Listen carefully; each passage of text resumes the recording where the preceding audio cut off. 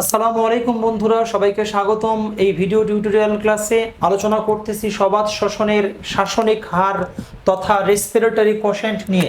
আমাদের আজকের আলোচ্য বিষয় রেসপিরেটরি কোশেন্ট। এটাকে সংক্ষেপে আরকিউ বলা হয়। রেসপিরেটরি কোশেন্ট বা শাসনিক হার বলতে আমরা যেটি বুঝি সেটি হচ্ছে সবাত শ্বসনের সময় পরিবেশ থেকে অক্সিজেন গ্রহণ হয় এবং পরিবেশে কার্বন ডাই অক্সাইডের নির্গমন ঘটে।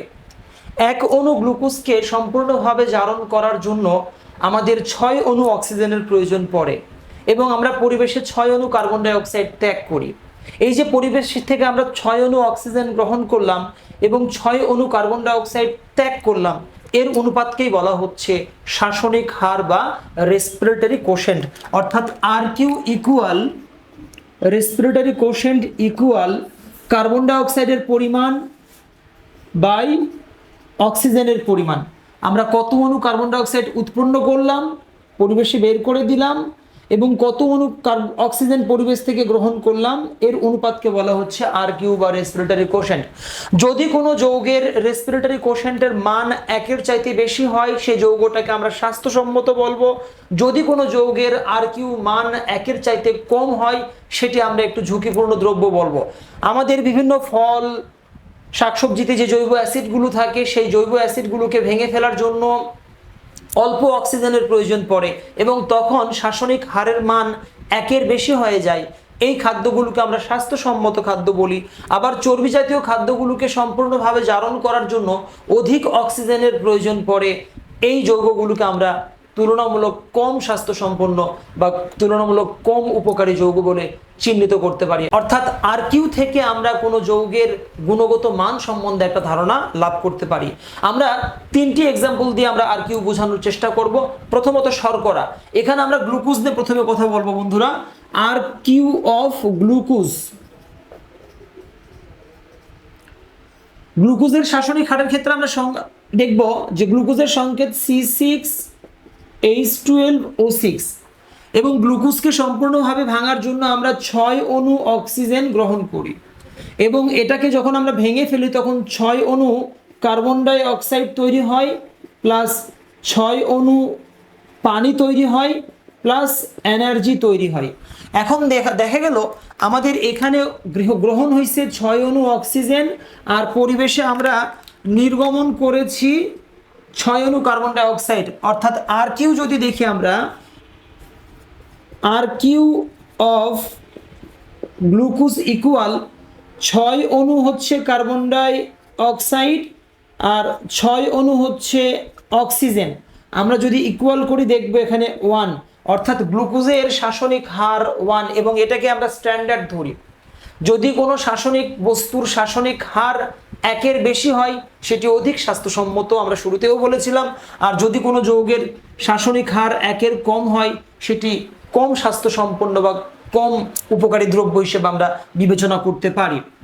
এখন আমরা দেখব, আমরা অ্যামাইনো অ্যাসিডে দেখব বা বিভিন্ন ফলে যে জৈব অ্যাসিডগুলো থাকে তাদের শাসনিক হারটা কি। যদি আমরা এখানে দেখি ম্যালিক অ্যাসিড, আমরা যদি দেখি যে ম্যালিক অ্যাসিডের শাসনিক কি হয়, আর কিউ অফ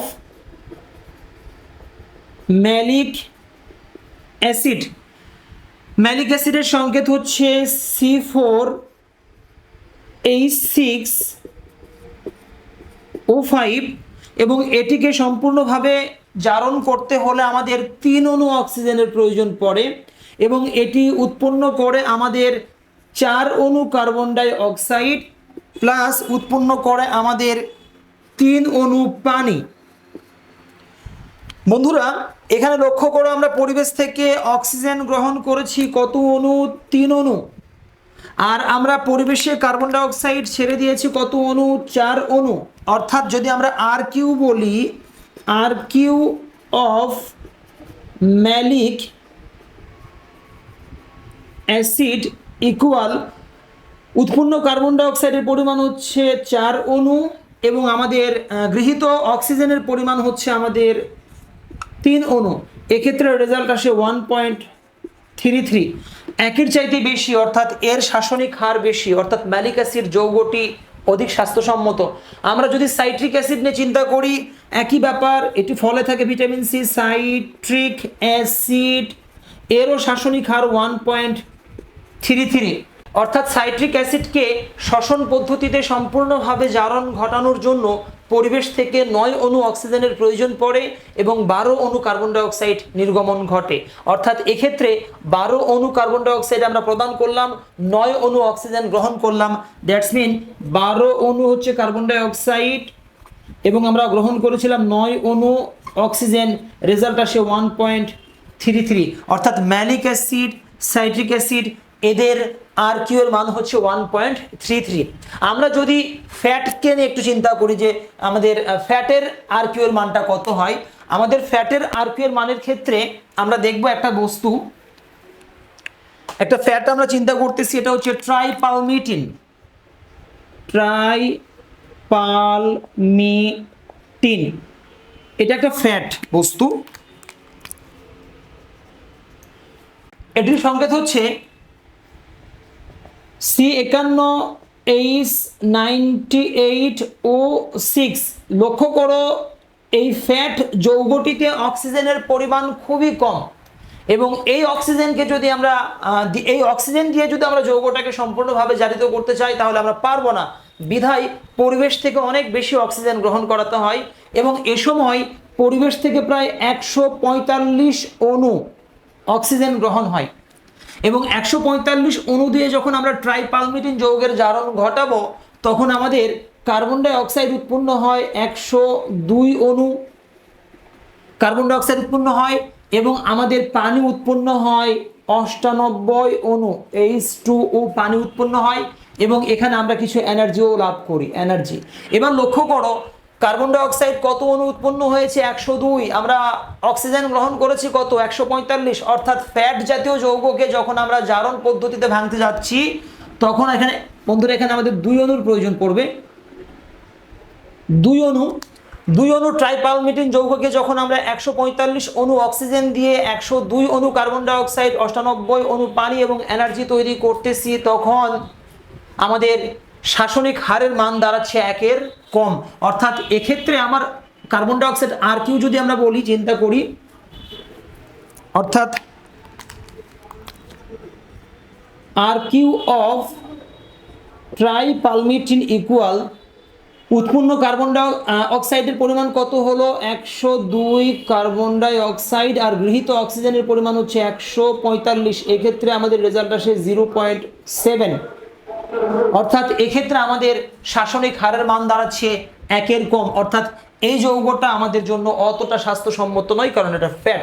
অর্থাৎ এখান থেকে এনার্জি উৎপাদন করতে গেলে প্রচুর অক্সিজেনের প্রয়োজন পড়ে।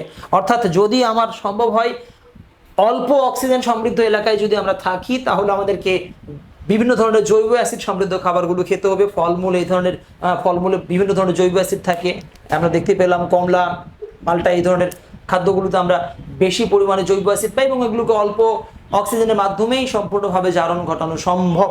তো আমি আশাবাদী এই ভিডিও টিউটোরিয়াল থেকে তোমরা শাসনিক হার তথা রেসপিরেটরি কোশেন্ট সম্বন্ধে একটা ধারণা লাভ করতে পেরেছো। যদি এই ভিডিও টিউটোরিয়ালটি তোমাদের ভালো লেগে থাকে তাহলে অবশ্যই ভিডিওটিতে একটা লাইক করবে, চ্যানেলটিকে সাবস্ক্রাইব করবে। দেন তোমাদের সাথে আবারও কথা হবে নতুন কোনো ভিডিও টিউটোরিয়াল ক্লাসে। সবাইকে ধন্যবাদ জানিয়ে বিদায় নিচ্ছি। আসসালামু আলাইকুম ওয়া রাহমাতুল্লাহ।